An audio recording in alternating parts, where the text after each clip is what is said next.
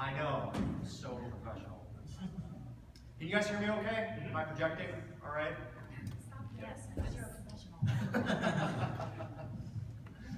Well, we'll wait. We don't have to wait too much longer to get started. But you guys, thank you guys so much for being here. First of all, happy HeroesCon to all of you. Let's have a big round of applause for HeroesCon. You guys are a small but passionate crowd. I can tell.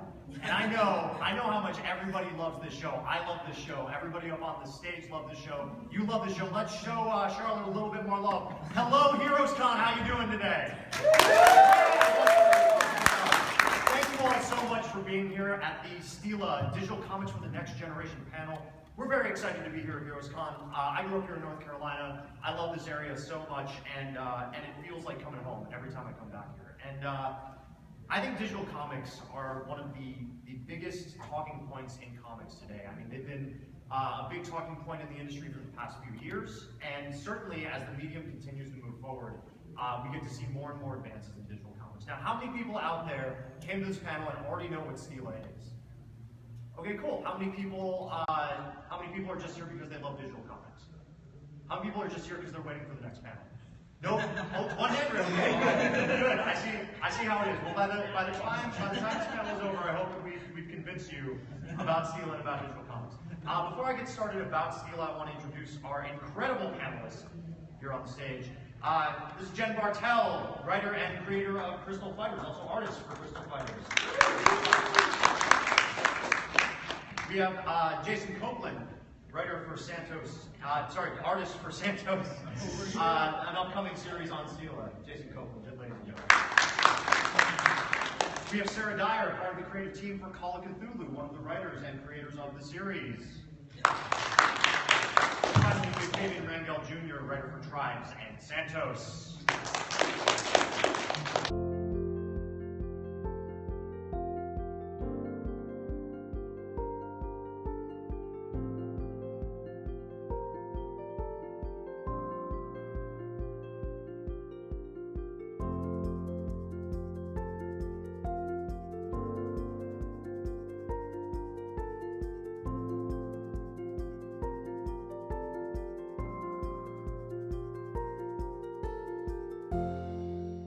We're a subscription comic service that creates content specifically optimized for your smartphone. There are a lot of comics apps out there. For example, Comixology, you get digital comics that you buy piecewise, and what you get is essentially a glorified PDF.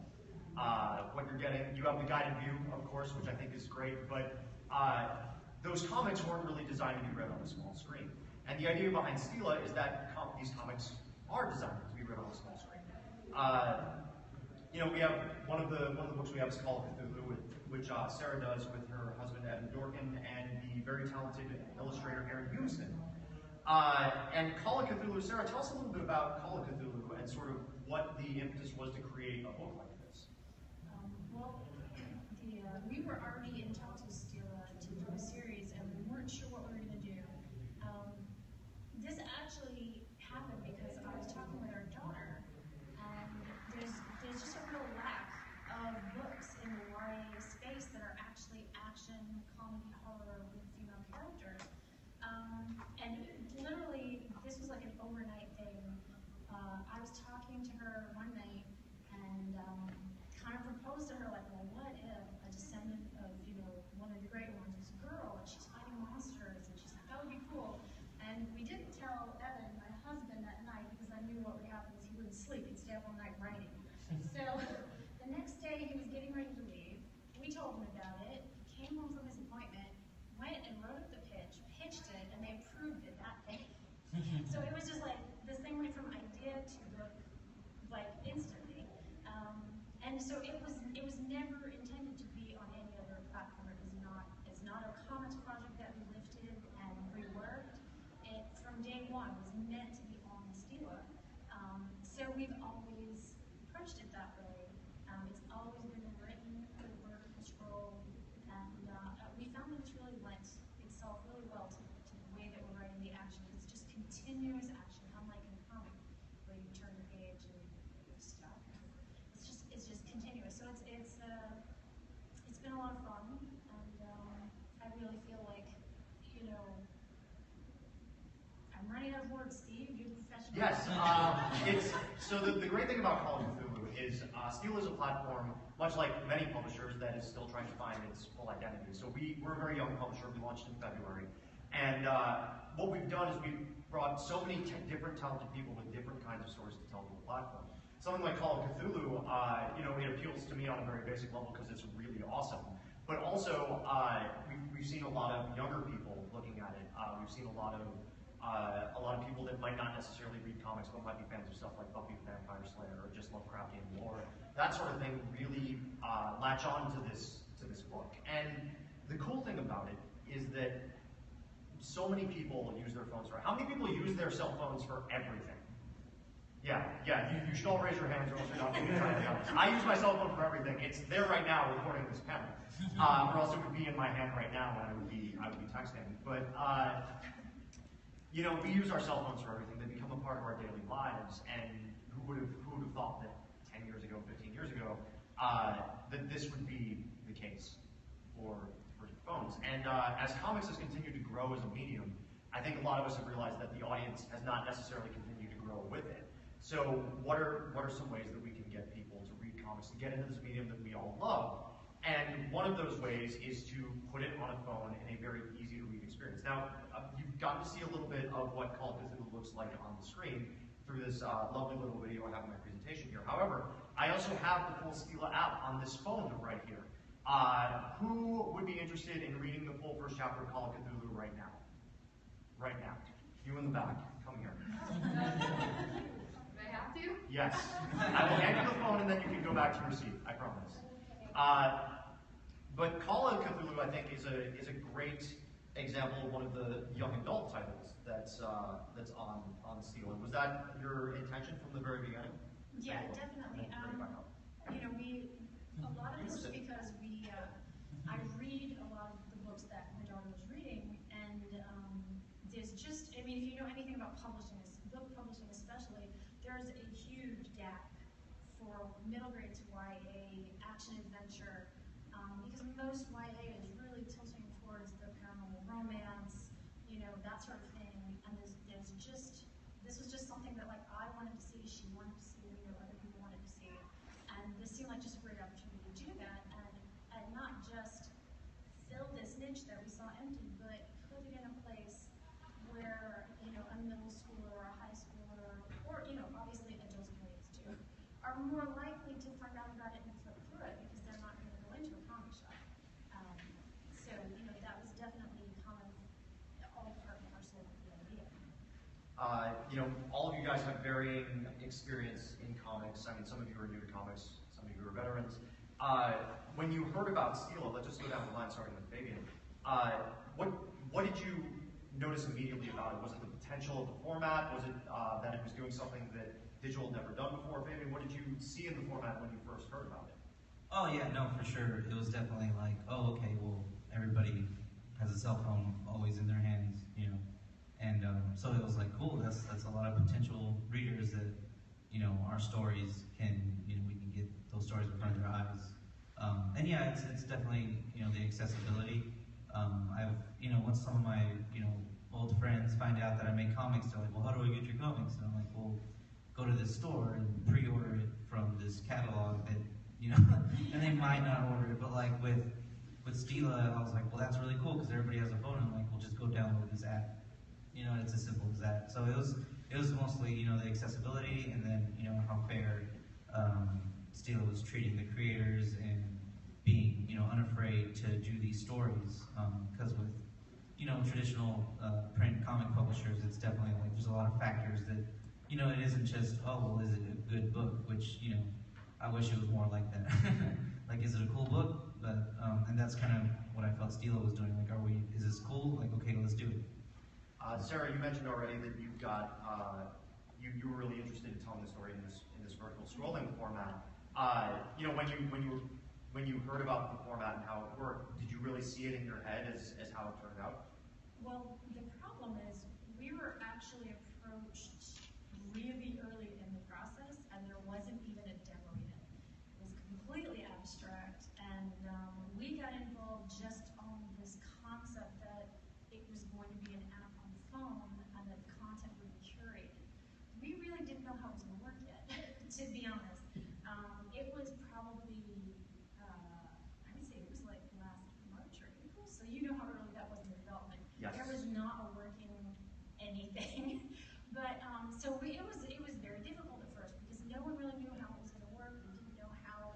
I mean, they had the idea that we were going to scroll, but it was so abstract, and it definitely hooked us up at the beginning. But once we started, like when we first got that very first sandbox version, and we could see the like mocked up comics that they were doing to show how it worked, then we were like, okay, we totally understand this. And up until that point, it was really just the idea that this is a whole new audience. These are people who are not going to comic shops. They may not live where there's a comic shop, but everyone who has a phone, well, everyone who has an iPhone, can get this app and try this comic out. And you know, just based on that alone is why we decided to get involved. Jen, you actually come from a design background, right? Yeah, so I am relatively new to comics. I've been working within the industry for less than a year, and I come from an illustration and design background, so sequential storytelling is new to me. And that was actually one of the reasons why I feel like my experience on Stela has been a little bit easier, because I didn't have to unlearn anything. So my husband's name is Tyler. We worked on Chaos Arena Crystal Fighters together. It's one of the titles that's fully available on Stela now. And when we were initially approached, I think like the number one thing for me was, I think anything within the print industry moves incredibly slowly. So like steering the ship takes a long time, and getting things to print takes a big commitment from not only the creators, but also the publishers. And so there's a lot of flaming hoops that you have to jump through, and when it comes to digital, there aren't as many. So Stela, as a young company, and as a company that was willing to kind of take risks on creators, was able to be more and more flexible. I don't think that Crystal Fighters would have a place at any other publisher. When I pitched it to Jim, we basically summed it up as a magical girl fight club, and he's like, yes, do it. And I don't think I would ever get that reaction from anyone else. So the flexibility of digital is really enticing, I think, because it's sort of low risk, you know? Jason, did you have to unlearn any of those habits for working in digital for Santos? Yeah, the first chapter was quite a struggle, actually, if I was to be honest. Because I'd seen a mock-up, but in my brain, certain things in a script, you know, I visually can kind of just see what I need to draw, and a lot of things just felt horizontal. And but I can't work horizontal. So I had to kind of just like shift that gear a little and try to figure out how to make something that is horizontally challenged. Well, it's almost like your story. Yeah, yeah.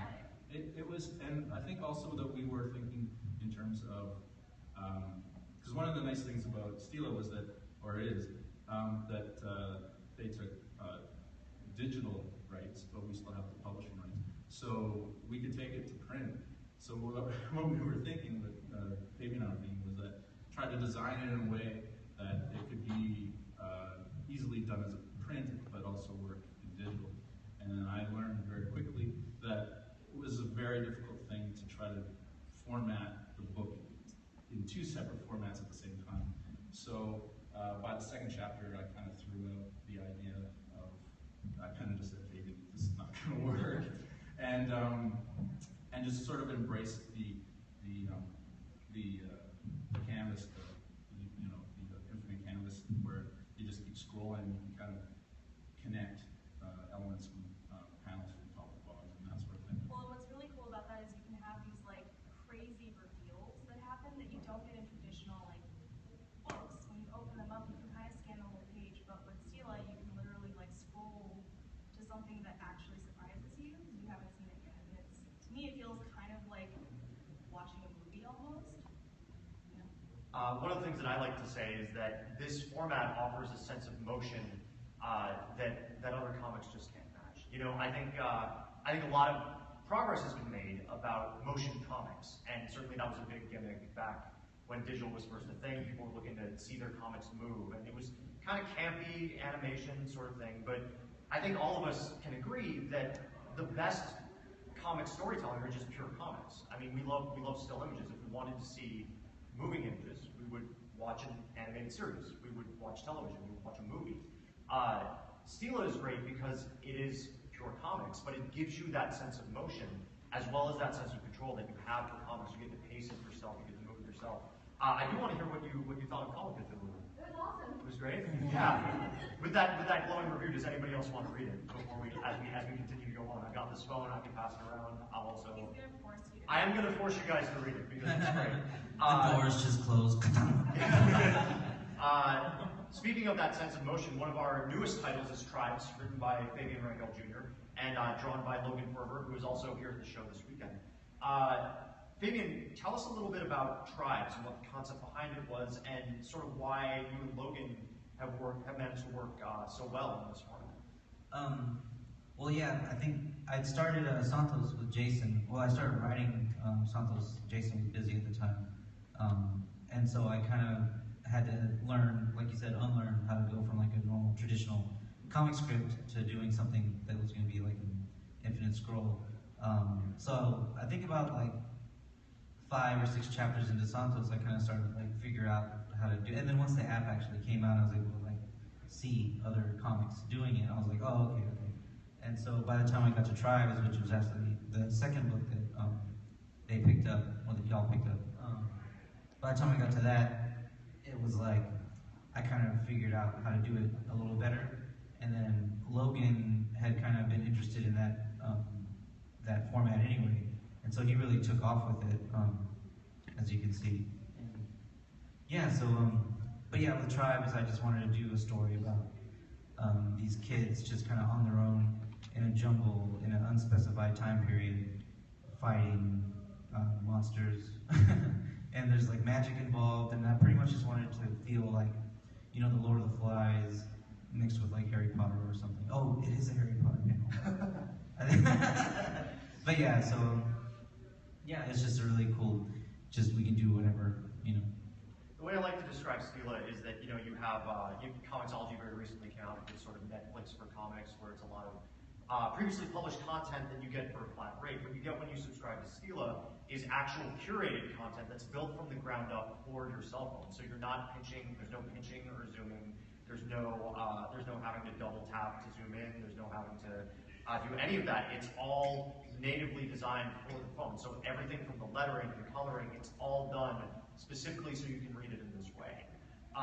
And that's really something I think is missing from digital comics. I mean, we all love comics, or we wouldn't be here.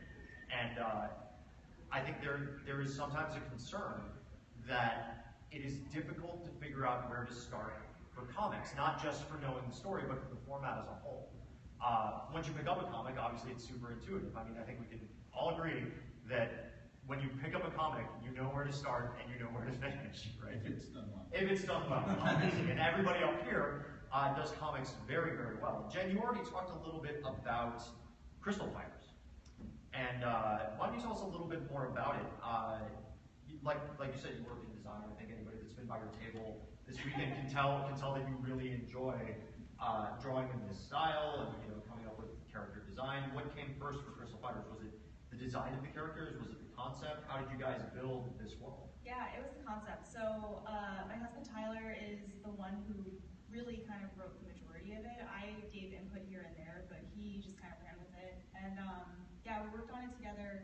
He's the one that initially came up with the idea of this like underground magical girl fight club, but both of us are really interested. We both worked in tech, and he is like obsessed with like VR technology. So the idea of having it take place within this like MMORPG, like within a virtual reality world, was the way we wanted to tackle it. Because I think, you know, I grew up with the magical girl genre, but he kind of didn't. So we sort of married our two aesthetics and went from there. And we knew that we wanted to tell a story that focused on like friendships between girls. And so, like I said earlier, I cannot imagine this book having a place anywhere else.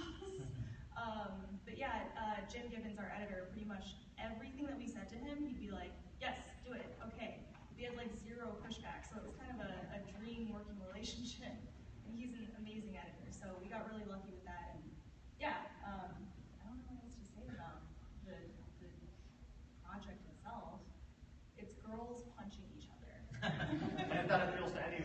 Is that oh, thanks. There we go. Cool. We're getting romantic. The last panel that was in here was Valiant, and their PR person joked that it was Valiant After Dark, so I guess this is Stela After Dark. Crystal Fighters is also completely finished on the app, so if you were to subscribe today, you could read the entire thing in one sitting. We like to call it binge reading. I know that's a term that's been going around a lot. Santos, this is Santos. I don't have a fancy video for you yet because it's not actually up on the app. It's a series that is upcoming. Fabian and Jason, tell us a little bit about the story and sort of how you've continued to develop it since it was the first book that you started writing for the platform. How have you continued to develop it as you've gotten to use the platform a little bit more? Oh yeah, well, that's where Jason has really shown that he has adapted very well to this, because it was the idea for Santos has been an idea I've had for a couple of years, and I was just looking for the right home for it. And yeah, once Jason started drawing it, and like he said, like a couple chapters in, he's like, I'm gonna just go ahead and embrace this format. So Jason's really done a good job with that. And yeah, the story itself, it's like a crime thriller, like a murder mystery, but with a little bit of supernatural elements. So it's a kind of a departure from the stuff that I normally write. I think it's a little quieter, but I'm really proud of it, and Jason's like killing it. The whole art team is just killing it. So. Jason, are you killing it? I'm trying my best. Oh no, say you're killing it. Trying my best. What's been the biggest challenge for you illustrating Santos? Like Fabian said, it's a little bit of a quieter story, Yeah, there's a lot of people kind of having conversations. Yeah, I get a chance to really push a lot of the black. Like I use a lot of black in a lot of the scenes to kind of set a mood. I want it to feel eerie and kind of keep the characters super off balance. And so I try to use a lot of black for certain scenes. But yeah, there's a lot of people standing around talking. So making that interesting visually has been a challenge for sure. Yeah. When can you read Santos? All of the books that we've talked about so far, you can read on the Stela app right now. If you go download it right now, every first chapter is free. Every single one. The app is free. Every first chapter is free, so you can sample all of the content before you decide to subscribe. Santos will be getting a special preview on June 21st, specifically because we're talking about it here at the show. So on Tuesday, if you were to log into the app, you could read the entire first chapter of Santos. I also have a very special preview here on this phone that is not linked to the app, so if you are interested in reading that, please come see me or let me know. The other thing about Stela is that we have a very aggressive publishing schedule. Every week, we publish a chapter a day. You get content every single weekday. So if you boot up the app on Friday and you haven't been there for a week, you will have 5 full new chapters as a subscriber to read. Right now, this is our schedule. On Mondays, we have a new chapter every week of Slice, a murder mystery by Dave Scheidt and Aaron Pittman about a pizza delivery person who is also a serial killer. It is both hilarious and thrilling and horrific, and it will make you lose your taste for pizza, at least temporarily. It will not do that. Pizza is delicious. Tuesday, we have House Girls by Sandra Lands and Matthew Seeley, and with lettering by Aubrey Ives. House Girls is a science fiction story completely by Sandra. It's designed from the ground up. It's probably one of the quieter stories in the Stela library in a good way. That black spot you see there is intentional and is a story point about these women in a far-flung planet that are essentially in an engineering community and discover this supernatural thing on this planet, which is, I highly recommend it. It's great. And then we've got Tribes on Wednesday, Calla Cthulhu on Thursday, and the Stela created series, The Crossing, on Friday. So we have all of these different series, all from different genres. So there's a little something for everybody on the app, which I think is great as we continue to develop our publishing line. One of the advantages we have as a fully digital publisher is the ability to incorporate feedback on UI. We're able to incorporate feedback on the types of books that we do. We're able to see what types of books are popular. So really, if you like a certain title on the Stela platform, if you like what certain creative teams are doing, you can comment on it, you can hit the little heart button, and you can email us directly through support that that's the type of thing that you want to see, and we can respond to that directly. So unlike other publishers where you're looking at 2 months in advance to even read a book, or even longer than that if they're announcing it in San Diego or New York and it's the next year, with digital publishing, specifically something like Stela, you have the opportunity to get immediate satisfaction. If you see a title that you think is cool, it's going to be on the app, if not that day, then the next day. So we run on a much more aggressive publishing schedule. Coming June 21st, we have another title. It's called Dungeon Punchers, and it is exactly what it sounds like. It's basically a D&D meets comic action sort of a title. It's written by Kelsey Roden and drawn by Kelsey as well. And that is, it's going to come out on the 21st, and it will be the first chapter, so it will be completely free. It's going to be really great. I've read a little bit of it, and if you love D&D, if you love sort of dungeon crawling adventures with a humorous sensibility, this is the book for you. We've also got our series Out with a Bang, which is about a person who, a young man who gets a summer job working at a superhero retirement community and then has to solve a murder mystery. That will be returning for its second series, June 24th.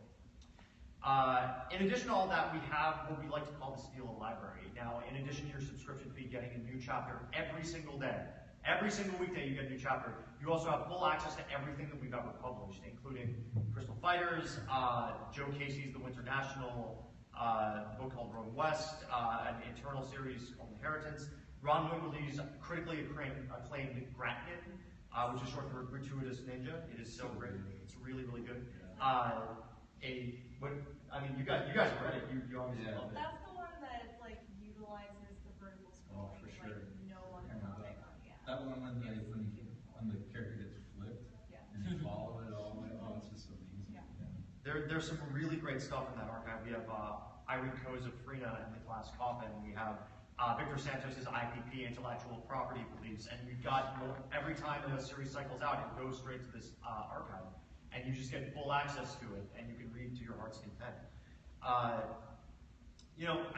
think that we all have favorites on the app. I think we all use the app. My personal favorite is I'm actually not going to pick favorites because I've been on this panel and I just feel the same But I love seeing all the new ideas that creators bring to the table. I think one of the great things about the comics industry is that we have, as a community, the opportunity to see all these great new ideas, but sometimes it's very difficult to get them through. Image is doing a lot of great stuff with creator-owned, same with Boom, IDW, Dark Horse. They're all doing really great things with creator-owned books, but it can sometimes be very difficult to get those ideas through. Like Jen was saying, something like Crystal Fighters might have a very difficult time with a traditional publisher. Even something like Call of Cthulhu might be kind of a tough sell. So I think what digital has to offer is that it gives a platform for people that might have a great story to tell but not be able to find an outlet for it. Well, and Stela as a company has been really, really phenomenal about sticking to that ideal too, I think. I feel like there's a lot of publishers that sort of start with this idea of we're gonna do what feels socially right. But I think Stela actually talks the talk and does walk the walk too. So that's been cool to see. And I know that you guys are working with Jim Gibbons, our senior editor, who actually wishes he could be here, but unfortunately he had to stay at home and do some work to make sure that all of this stuff got out on time. What's it been like working editorially in the format? Has it been significantly different for any of you in terms of the notes that you're getting or anything like that? I feel like if I say this, people might not believe me, but working with Jim has made me a better writer. He's the best editor I've ever worked with, and I'm not just saying that because it's the Stela panel. And since he wishes he could be here, and he's probably watching this, we should all give Jim a round of applause because none of this would happen without him. Yeah, so it's been great, and he's really pushed me, and a lot of his notes, I'm like, oh yeah, that makes total sense. Why didn't I think of that? So yeah, he's great, and it's been really great, and he's really pushed the stories to be better. Sarah, between you and Evan, you have numerous years of comics experience. What made you really decide to make this this jump to digital? I mean, you've seen it all, essentially, all of the digital initiatives that have been going on in the past few years. Do you really think that something like this is different for comics? Do you think it has the potential to really push the medium forward? I think so. I mean, when we were first approached, when the company was like just starting up, and it was all very abstract, it really fit in with a lot of the stuff that we talk about all the time, which is how to reach more people. How do we become, how can comics be accessible? And we see that a little bit with libraries. Libraries actually developing really deep graphic novel and manga sections. That is getting comics into the hands of a lot of people. And that's something we've been very interested in, working towards, like things that are library friendly. And none of the digital initiatives we had seen really, they didn't really do anything for me personally. It's like, yes, your comic is now on a tablet. People can read it that way if that's what they want, but it wasn't anything new. It's the same readers, just reading the comic in a different way. And this seemed like it was really something that could reach a much greater audience. I don't know that any of these people will come to the other, types of comics. I don't really go in the comic store, but that's fine. This can be like just a whole new way of accessing comics, and for comics creators to get their work to people. So that was. I think that digital has a lot of potential, and I really felt that Stela's model was the first one that I really felt could work and actually be something different, and not just here we put your comics on the tablet. So I definitely think it was really something new, and we were really interested in being involved. Yeah, when I came on to the company, I did so because the strength of the vertical scroll, and it seems so obvious, right? Like, let's put comics on a phone. Oh, and let's just make it how people read websites, or Tumblr, or Twitter, or Facebook, which you should follow us on all of those platforms, by the way. But you look at a monthly comic book, and you can see here, most of us know that comics are $3.99. That's a hefty price to pay for 22 pages. You get 22 short pages. You get one issue every month. For some, and of course there are exceptions to that. You've got $2.99 twice a month sometimes. But for the most part, in the modern era, comics are $3.99 an issue, with one issue every month, and you're getting about 22 pages. It's a pretty decent deal, considering that there's no other competition for it, right? Then you have the comic book anthology. This is stuff like Vertigo CMYK, Vertigo SFX, Dark Horse Presents, that sort of thing. You're getting 56 to 80 story pages. You get one issue every month, quarterly, usually. In some cases monthly, but it really depends, right? So, and then the other format you have is the trade paperback. And all of us love the trade paperback. It gives us the full story in one volume. We can get it from a bookstore. We don't have to worry about it. You get about 150 story pages, which covers a full story arc. That can be anywhere from 4 to 6 issues, right? And on average, you're looking at about $19.99, $17.99. Some of the Image First trades are $9.99, but then that price does go up. With Stela, what you're looking at is a price of $9.99 a month, which is basically what you would pay for a movie ticket at this point. In some cases, a little bit less if you're going to go see a show on a Friday night. You're getting 160 pages per month at Stela, and that's not screens. We have a very aggressive conversion format where about 4 screens equals 1 page. So if you're subscribed to Stela, you are getting 160 pages every month with those 5 chapters a week, new chapters a week, and that's not even counting the content you'll be getting with access to our library. You get new content every weekday, you get full access to the complete Stela library, and every first chapter is free. So if you have friends that you want to talk about the series with, you can just hand them the app, or you can get them to download the app and say, hey, this series that I'm reading, the first chapter is free, you should check it out, and they can immediately do it. It's an instant gratification thing, from the internet, to your phone, to your eyes, to getting to talk about it with your friends. And that, I think, is really the strength of the platform. I'll back it up one more, just so you can see that a little bit more. This is the point at which I like to open it up for questions before kicking it back to our panelists. Are there any questions so far? Any questions about digital comics in general, how the format works? Any questions for our esteemed panelists here? Anybody want to see the app in action? We can do that too. All right, no questions. Excellent. You guys were great. Yes, what can I do for you? I was just wondering, because I know you're talking about the vertical format, and I've tried out the app, and it's interesting. It's very interesting. But I was just wondering, Was that something that was established at the beginning of the process, that it was going to be vertical scrolling, or is that something that you kind of arrived at through different trial and error, like maybe doing a landscape, doing different horizontal? So the idea from the beginning about this platform and about this way of storytelling is that people naturally read on their phones by scrolling down. It's a natural thing to do now. You pick up a smartphone, you know immediately how to read a website, you know immediately how to read your Twitter feed. And that's the type of intuitive motion that we wanted to capture with this platform. And all of our writers and artists have done such a great job embracing that. I mean, I think Jen, a lot of your and Tyler's spreads can't really be told any other way in some ways. You know? We went all in. Like, there's no way that we would be able to take what we made for Stela and like plop it into a book. We would have to completely reformat everything because as we were working on this, we just figured like go big or go home, you know? And we kind of went big and used a lot of like vertical scrolling, long panels that you would be surprised when you got to the end of a panel kind of thing. And even like the process of working on it was sort of opposite to how I think most creative teams tend to work on comics. Like I feel like the majority of creative teams tend to write first and then draw after they have a script. We drew first and then we wrote to it. So Tyler would sit there and he would do a ton of layouts, and we printed out like basically what the phone screen was, and we would like tape stuff together so that we could like sketch on paper and then see how it would actually scroll. So we got kind of creative with how we actually worked on this.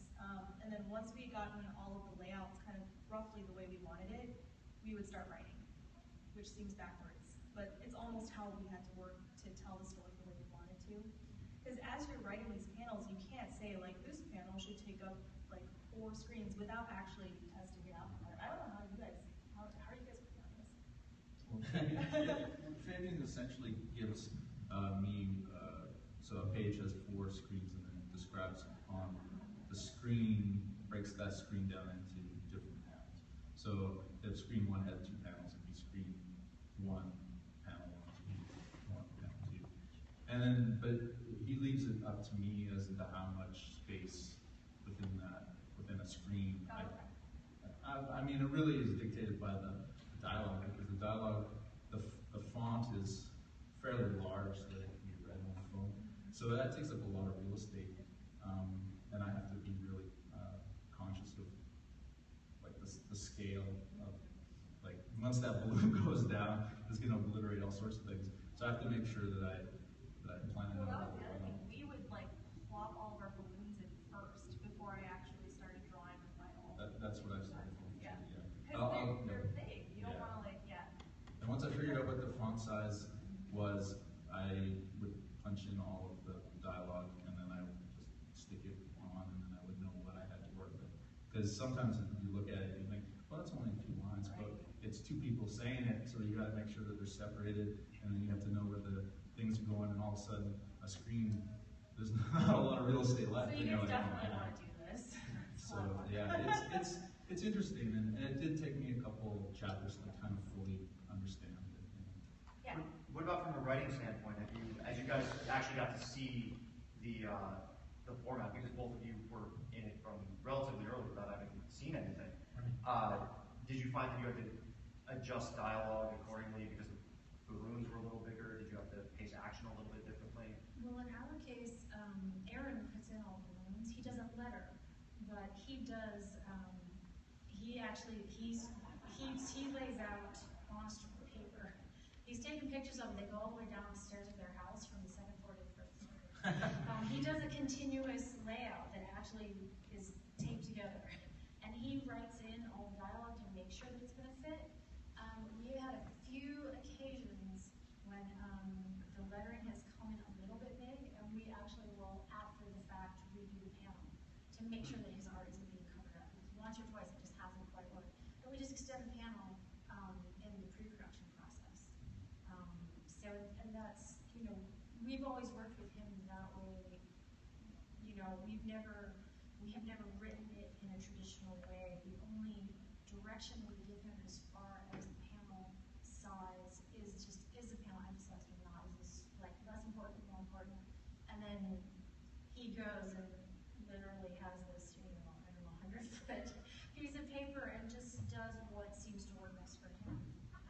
So we really haven't had any trouble with dialogue because of that. And I would say we've only altered it less than a handful of times. It hasn't been an issue. Fabian, what about you? Well, I mean, it's an adjustment, of course, but I just, visualize it and look at what other people have done with the app. And yeah, I mean, when we started off, it hadn't been,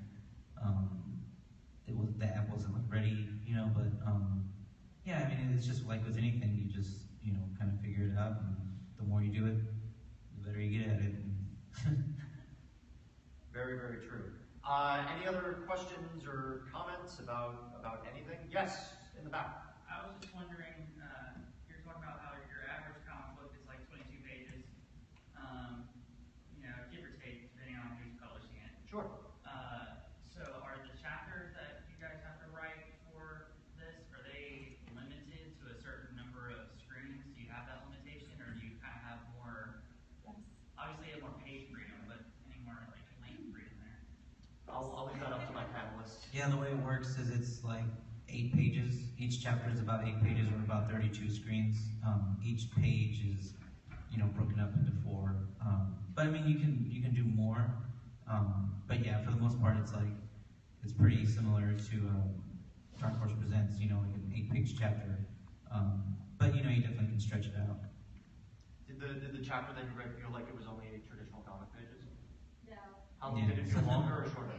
It was longer. Yeah, it was longer. Yeah, no, that one was actually definitely longer. That was about, it's difficult because, like I said, very early on, when they hadn't really demoed the app, and there were we actually had a problem once because we called for a technical thing that had been dropped and no one told us. Because early in the demo, there were transition effects and things like this, and no one had ever told us that had been dropped. So we actually called for it, and they're like, "Oh, what are you talking about?" But because we don't work in the actual screen proportion, it's difficult to estimate exactly how long it is. We try to just kind of guess. That first chapter was at least 10 pages. Yeah. But we have tried to be around an 8-page comic ever since. It's just, we kind of try to go by the amount of material it has compared to if we actually wrote an 8-page comic. And it comes in about the same. We have one we're working on right now that's a little long because the next one is a little bit short. And the chapter needed to end in a certain place, and it didn't make sense to force this one chapter to end short and push that material into the next chapter.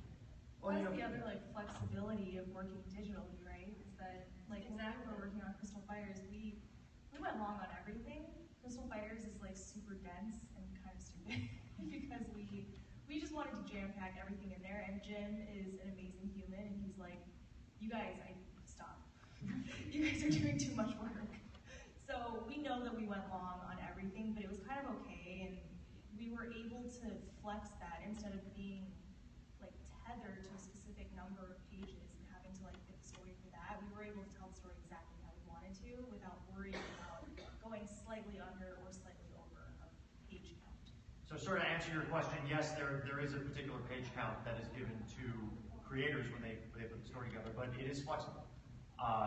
Stories are told in all sorts of different ways, and certainly constraints can strengthen story. They can strengthen creativity, but if a story needs to get told a certain way, it needs to get told a certain way, and digital has the flexibility to do that. It's not like a traditional print comic where adding on an extra page can throw off page turns. It can throw off a lot of different factors Your budget. and your budget as well, which is certainly also kind of a concern for us. But we do have the flexibility to make one chapter a little shorter, one chapter a little longer, all chapters a little longer if we have to. There are all sorts of different factors that go into that sort of thing. So it's a good question, and have you guys found that restriction does breed creativity, not just in digital comics, but across the board? If you have to have a story in 22 pages, have you found it have you found your creativity a little bit more unshackled as a result of having that constraint? Actually, I find 22 pages really difficult. Really? It's a difficult length because it's it works in a serial format where you're just coming to a cliffhanger and you're going to keep going the next month. But it's actually a difficult one because it's a little too short to have a story that has a lot of depth to it.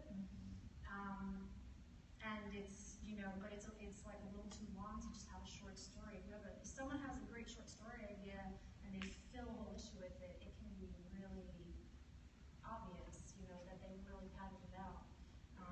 And then actually what has been really nice about Stela is that we weren't actually writing a 22-page story. We were basically writing a mini-series. We wrote, I don't know what would it come out to be, like a 4.5 issue? Probably something like 13 that. 13 chapters, like Yeah. 4.5 issue.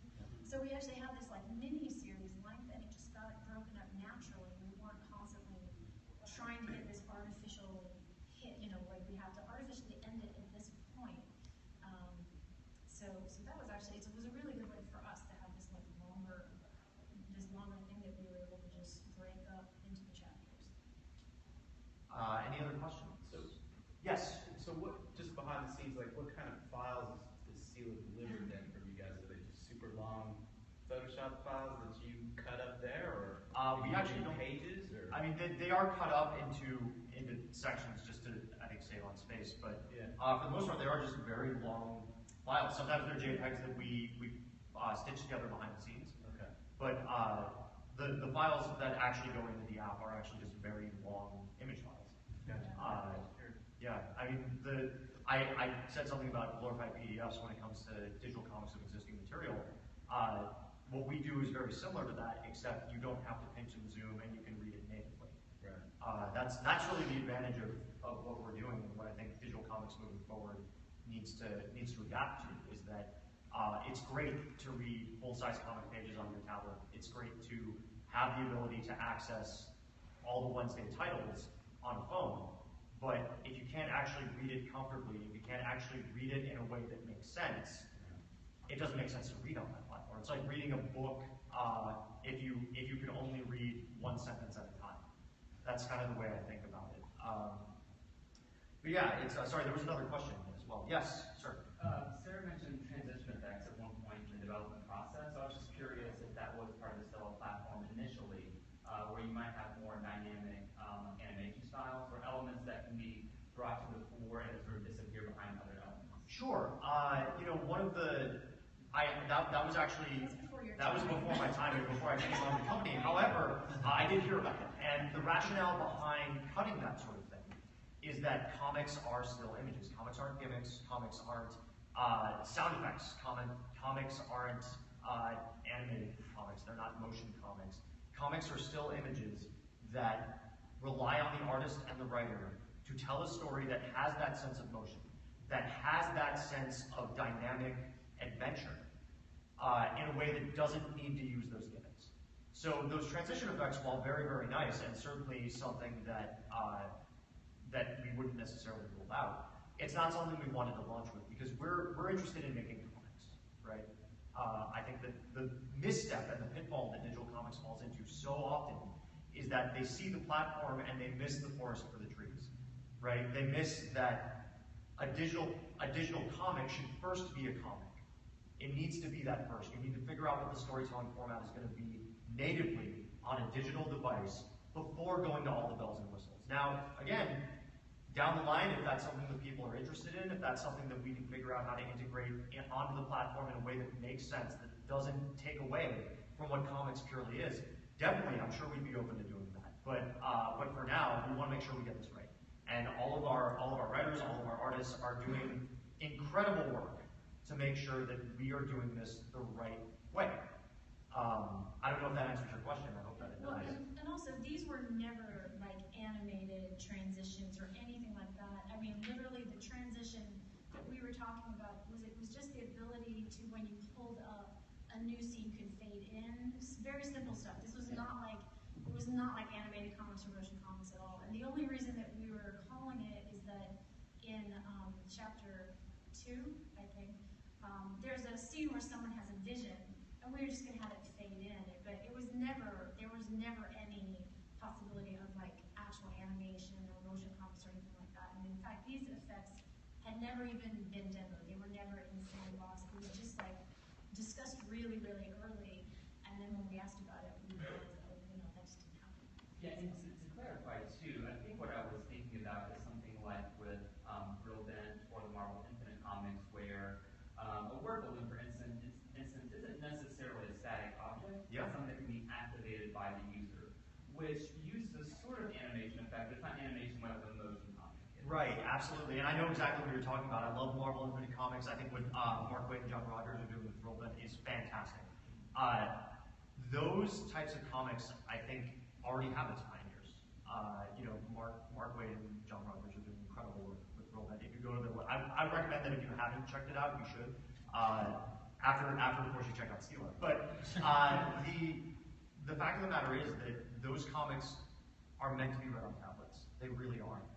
You can read them on phones, but they are you still have to pinch and zoom to read some of those word bubbles. You still have to tap. It's a tap or a swipe. It's not a scroll. And that's not how people read things on their phones. It's just not. I'm sure if I were to put a phone in any of your hands, or you were to take out your phones and you were to go to Twitter and scroll through it, you know instinctively what to do. You put your finger here and you swipe. You just scroll, just like that. And that's sort of what we wanted to capture. If people are reading that way, let's give them content to read that way. Let's give them content that uses that format in a way that makes sense, and in a way that is completely intuitive to readers that have never picked up a comic book before. So that I think is sort of why we're shying away from that for now. I mean, again, in the future, who knows? If that's something that people are looking for, and that's something that they're hungry for, that's something we can certainly talk behind the scenes about providing. I think we should have soundtracks. Soundtracks? You want to have soundtracks? We'll start. Theme songs. We'll start. Theme songs? We can try it. We can try it. That's pretty cool. But we've got time for a couple more questions. Anybody have any more questions? Yes, sir. A lot of the series limited. Is there a possibility for an ongoing for Stela, like an ongoing series? Yeah, I mean, I think that possibility definitely exists. I know that there's you guys have been working very hard on possibly doing a little more Calla down the line, and it just depends on what the response is to a lot of these series. Like I said, we're a new publisher and we're trying out a lot of different things, but it's only because of passionate people about comics like you coming to this panel, downloading the app, even if it's just the free version, checking out what we have to offer, and reading through some of the stuff that can show us what it is that our audience is looking for. We're very, very interested in knowing what it is that people are looking for out of digital comics. We're very, very interested in knowing what our audience is looking for in story. And like I said, all of these panelists here are all exhibiting at the show this weekend. You can ask them numerous questions, as long as you're not blocking their table for too long, about the content that they're offering and the story that they want to tell, and why it is that they believe that digital comics can be a really great starting point for people that have never read a comic before. I think that all of you guys, like I said, numerous times are doing great work, and that an ongoing series could certainly be in the cards. The way that we're doing it right now is mostly just to see what works, and to see what people like, what people may not be as excited about, and figure out how we can bring them more or less of that. Any other questions? Yes, in the back. Is Stela's vision really to be a publisher, focused on being a publisher, or also to be a platform for other books, or both? Yeah, I think you can be both, right? All of the books that we've talked about today are completely creator-owned, and so the focus in that case is on the platform. But we're also developing some internal series, things that we believe can really take advantage of that vertical scrolling format and help serve as a guideline to future artists about how to play in the format, how to play in the sandbox. We want people to come play with us. We think that this format is the future of comics on your phone. We really believe that there are new dynamic ways of storytelling in comics that have yet to be discovered with this format, which really excites us as fans of comics. So if you look at that vertical scroll and you see it as not just a platform but a storytelling device, and if what we're doing on our platform on Stela is the best place to tell those stories, that's great. But for me, at least, one of the most important aspects of it is this is a brand new storytelling format. There are going to be brand new ways to utilize it. There are ways that these folks up on stage pioneered already. And we really want to see what other people are doing. We've got some really great stuff in the pipeline, stuff that's up on the app already that you could download right now and see the first chapters. How visionaries in this comic industry are looking to expand what the art form is capable of. Yes? Does Stela accept submissions? Stela does not currently accept submissions, no. If you're interested in submitting at some point, I'd encourage you to follow us on social media, where when and if the time comes, that is where you will find that information. We're at Read Stela on Twitter, also on Facebook, Tumblr, and Instagram. Any other questions? So I have a quick question for you guys. After this panel, was there anybody that didn't know about Stela at the beginning that is now actually interested in it? Yeah? People that are interested? Is anybody actually interested in subscribing, downloading and subscribing? You are. Because you said you were brave enough to actually say that in front of a crowd, have a free month on me. Have a free month on me. Thank you for your support. Enjoy the month of comics that you are going to get. It's really fantastic. If you guys have any questions, if you want to talk to these wonderful creators, Jason, you were at table 9:30. AA 9:30. Jen, you're at 1005. Sarah, you and Evan are We're in India Island at 1203. 1203, and Fabian? Yeah, Indie Island 1102. So you can ask your questions. I'm going to end the panel right now, but thank you all so much for coming. Thank you for supporting Digital Comics. Thank you for coming to HeroesCon. Have a wonderful day. And if you have any questions, I'll be right here.